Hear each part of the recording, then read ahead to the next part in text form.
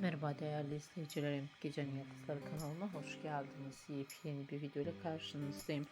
Sizler için yeni görüntüler, yeni paylaşımlar sunuyorum. Paylaşımlarım dün düğün töreniyle sosyal medyada gündem olan Erkan ve Yağmur Öztürk çiftinden olacak. Yıllardır beraberliğe devam eden mutlu aşıklar düğün töreniyle bir araya geldi. Dün düğünleriyle herkesi şaşırtan ikiliden mutlu görüntüler geldi.